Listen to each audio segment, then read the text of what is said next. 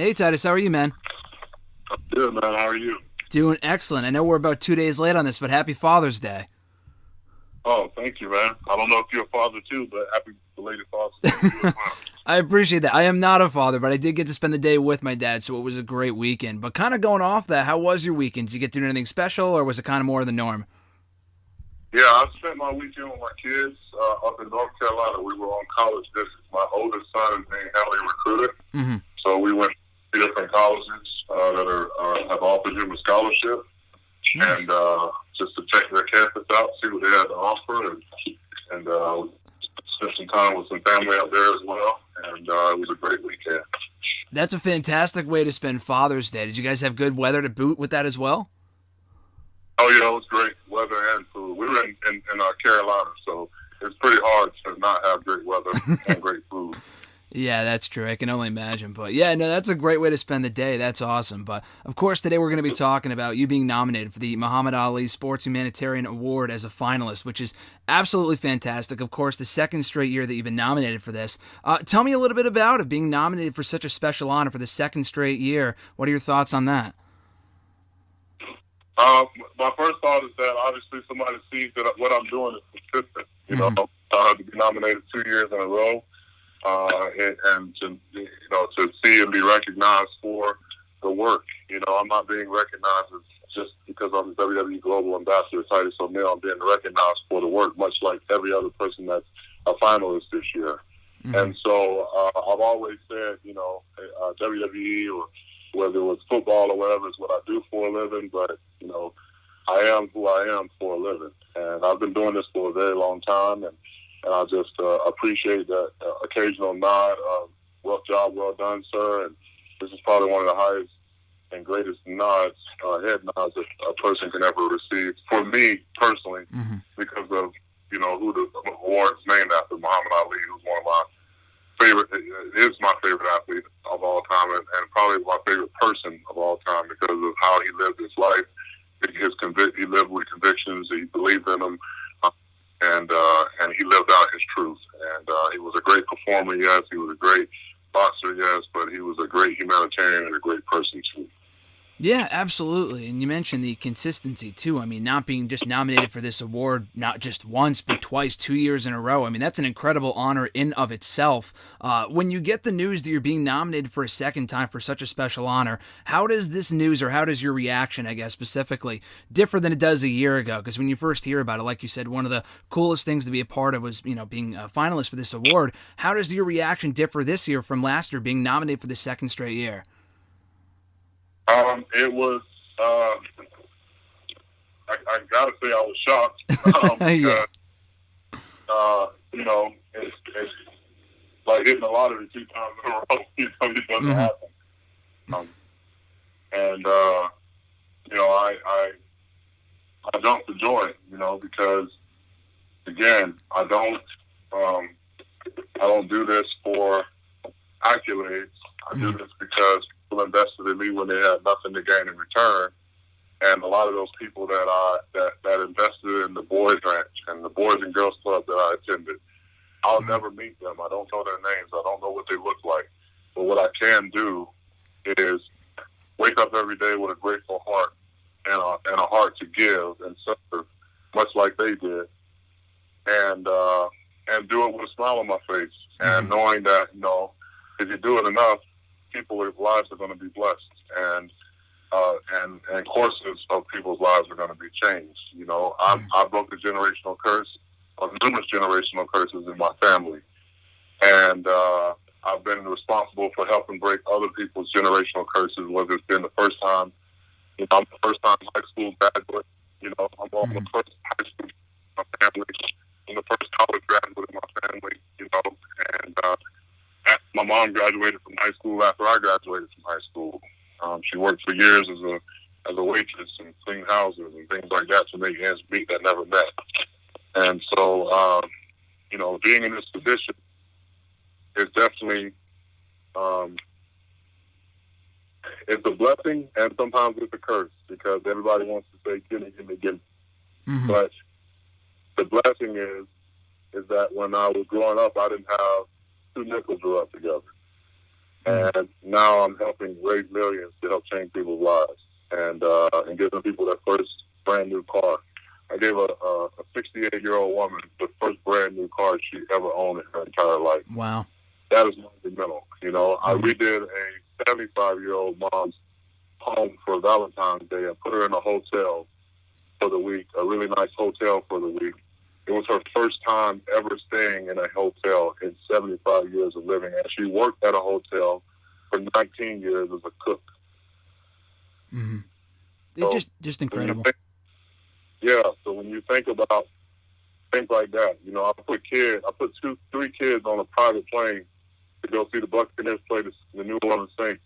It was their first time going outside of Hillsborough County. Wow. First time ever being on a plane. And I know I probably scarred them kids for the rest of their lives because once they have to actually fly that day, things are going to be a lot different, you know?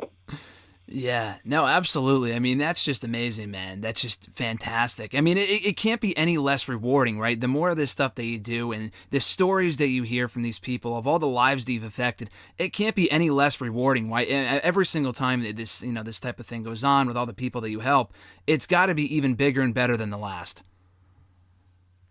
Yes, I mean,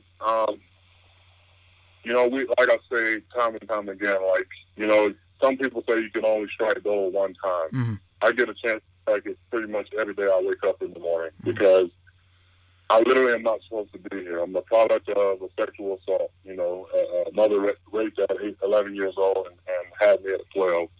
I was labeled a kid that would be dead or in jail by the time I was 16.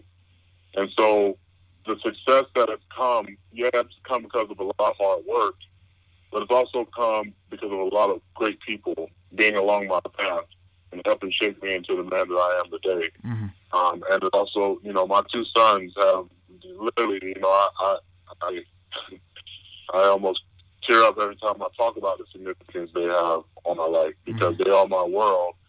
And, you know, I never was one of those fathers that was like, you know, do as I do. I just say, hey, you know, I'm going to live in a way, in a manner in which I would like for you to live. You know, I want you to treat people with respect. I want you to, you know, my kids at 2 and 4 years old, I made sure the first thing that they knew how to do was shake somebody's hand with a firm handshake, and especially young man. You know, consider the racial history that this country has had. They tell people that you respect yourself, you respect them, that you command respect right out of the gate just by shaking someone's hand, and you receive respect out of someone just by looking them in the eye. And you also can, you know, tell when people are genuine and when they're not genuine if you do it enough. And my 2 sons are a large part of why I continue to do the work at the level that I do it at, because I want them to not only, you know, say, oh, my dad was a great football player, or my dad was a great wrestler, or my dad was a great businessman. My dad was a great human being, and I saw my dad give to people that I know in some cases he didn't like some of them, but he still gave because he knew they needed. And that was a testament. That will be a testament when I'm long dead and gone, that a legacy that I can leave for my children. It's the greatest title that I'll ever have. It's not CEO, not, you know, WWE champion. It is dad, father. And as long as I'm able to be that, my life is definitely brighter each and every day. Yeah. And you mentioned before how you spent your Father's Day looking at colleges for your kids and being scouted by these schools and whatnot. They got to be at this age now where they realize how remarkable of a human being you are, Titus. I mean, they have like a real-life superhero as their father. Are they old enough to like realize that at this point? Because, you know, growing up and stuff, being in WWE, they just might see you as dad. That's what dad does. Like, it's a normal thing. Was there a point where they started to realize, wow, like he is going above and beyond to do these incredible things, like at this point in time? I think my kids have felt that way from a very young age because they've always been a part of the work. You know, whenever I'm giving out, you know, things or getting, you know, turkey baskets together for families and things like that, sorting gifts at, you know, 12 o'clock at night, you know, them and their teammates are helping me out. So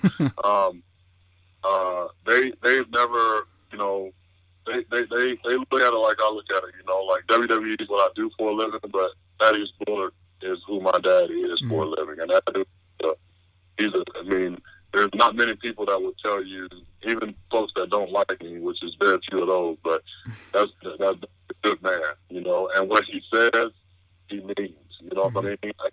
And what he says he's going to do, he's going to do it, with your help or without it. If I tell you I want to serve 50,000 families, for the holiday season, and I don't beg people for money. I don't beg people for help. I'm going to do this whether you help me or not. That's my attitude. Always has been. And some people call it a little bit of cocky or arrogance, but I know what God put me on this earth to do, and I know he wouldn't lay anything on my heart that was not attainable, and especially when it comes to serving others. Yeah. And so my kids have had a first-hand look, not only from, myself, but from the people that I surround myself with, of how to, engage with others, to work through challenges, especially as a young black man, like the conversations I have to have with my two boys, when they see a George Floyd situation happening, and, my oldest son is driving now, and I'm still scared to death half of the time. Not necessarily, I'm not just because of possible accidents and, him just not starting to drive, but, as much as I do with law enforcement down here, I don't think there would be an issue with my sons because they're well known as well. But you never know if you're going to get that one bad person, Yeah. And it is scary, But I just try to live life. I don't live life in fear. I just try to give all the parameters and set up everything I possibly can to make sure my kids are safe as possible. But I know for a fact that when my kids say that they're going to be somewhere, they're going to be there. They're not sneaking anywhere. They check with me. They call me and say, "Hey, Dad, I'm here. We're running a little bit late or whatever." Like, their biggest fear is not getting a whooping from Dad. Their biggest fear is to disappoint. And Dad's biggest fear is to disappoint them. That's why you won't see Dad getting a DUI. You won't see Dad, in the newspaper for hitting on women, or domestic violence charges. He's just, you won't see Dad, on TMZ because he was getting drunk in a club and got into a fight with some guy that thought he was Superman. Like, that's just not going to happen. I worked way too hard to get to where I'm at today, and I try to keep myself up in situations, and I try to teach my kids by the way I live. There's certain people that you don't need to hang around. You can be friends with certain people, but you got to know when you got to, distance yourself. If they say, "Hey, man, let's go out to the club," they smoke weed, and you don't smoke weed, it's a pretty good chance you don't need to be going out hanging out with them. No, absolutely. I mean, it's an amazing mindset to have, and there's a lot of lessons to be learned from what you just said there. And it's crazy with all the work that you've done with WWE, being nominated for this award over the last decade plus, now as a global ambassador. And this month actually marks 11 years that, not you've been with the company, but on TV as part of the original NXT show, later obviously joining the main roster a few years after that. 11 years as of this month, which is wild. Could you have ever imagined back in June of 2010 being where you are today as a man, as a father, as a superstar, as an ambassador, and everything that you've been able to accomplish inside and specifically outside of the ring over the last 11 years? No, I can tell you this, people ask, do you think you would have been successful? And my answer to that will be 100% I would be successful in whatever I was doing. Because prior to Kendon, I was going to be coaching college football. Fortunately got this opportunity. And, again, I'm not doing anything I would not be doing had I not been a WWE superstar in regards to giving back. You go back to University of Florida and look at some of the stuff that I was able to accomplish there. I was the vice president of student government. There are buildings still open at that university that were getting ready to get shut down had I not spoke up about it and rallied students to make sure that their voices were heard, so that those parts of the university were continually to grow. I've gotten decisions reversed, from janitors that change and got a 10% pay decrease, when I was at Florida. And I thought it was BS, and I raised hell about it. And I was on the student athlete advisory committee, and I was with the university, and I rallied students, and we went down to the president's house. And 1 week later, these janitors that schedule switch was flipped back, and it got 10% increase in salary. So I know how to use my voice, and I know Wendy. And fortunately, I work for a company that has not tried to silence me in any least bit way, shape, or form. They've actually helped me vocalize and do things and be me. And I have a very, very, very special relationship with Vince McMahon and Stephanie McMahon. A very special love for them that far exceeds, anything that I would ever do in the ring. Because, as much as people want to talk about their TV persona and, things that they may dislike about the company and things like that, when I tell you I love those people, I love the McMahon family. I love Triple H. I love who they are as individuals. And at the end of the day, I realize that certain decisions that are made in this company are really about business. But when it comes to me, Thaddeus Bullet, a.k.a. Titus O'Neil, they have been family. They have my kids. I mean, literally, I can't express the gratitude that I have towards them, but then my coworkers who do so much that people don't see, I've never called on a coworker and they said, no, I can't make time for you, bro. I got to do such and such. They come down to my back to school bashes. Me and Maddie and TJ are, very, very close. Sheamus, very, very close. Bobby Lashley, Apollo Crews, Sasha Banks, the list goes on and on. Drew McIntyre. I can call them in the middle of the night, Seth Rollins, Becky Lynch, Charlotte, Flair. I can call pretty much everybody on my roster and say, I need you guys. And without hesitation, tell me what you need. Randy Orton, the New Day. I can go on and on and on. And so for me, this award is for all of us, This nomination is for every single one of the people on our roster. Because it's a lot of work that gets done that a lot of people don't understand, aside from putting our bodies at risk and our minds at risk. And, people complain about having to wait 30 minutes for a travel delay. We'll try waiting, like we did in Saudi Arabia for 9 hours on the runway. This is a lot of difficult times that we all have endured, and through it all, man, we've become this big family. And for those that see it that way, this company is a beautiful place to work. For those that see it as an opportunity where you can just make money and get a lot of TV time and try to get rich and famous, I'm not trying to get rich and famous. I'm wealthy, and there's a difference between wealthy people and rich people. I can literally do whatever the hell I want to do financially because I set myself up to do so. My kids, are set. Whether they got a scholarship to go to college or whether I needed to pay for them to go to college. My house is paid off. That's wealth, and that's there's a financial wealth, but then there's a spiritual wealth and a wealth of happiness.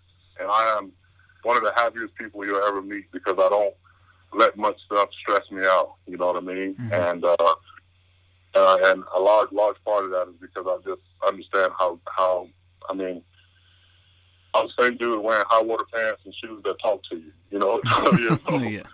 I wear custom suits and custom made shoes. Yeah. Life is funny at times, and God definitely has a great sense of humor. But be a great human being, and things always seem to work out for you when you do that. Absolutely, and it's a great time to be having that mindset, thankfully, with things getting a little bit better, COVID kind of dying down a little bit, so there's a lot of stuff to look forward to, including the 2021 ESPYs, where, again, kind of going full circle here, you were nominated, Titus, as a finalist for the Muhammad Ali Sports Humanitarian Award, which is just absolutely excellent. But, Titus, this has been great, man. I appreciate the time. Congrats on all the success, and best luck with everything moving forward, too. Hey, man, thank you so much.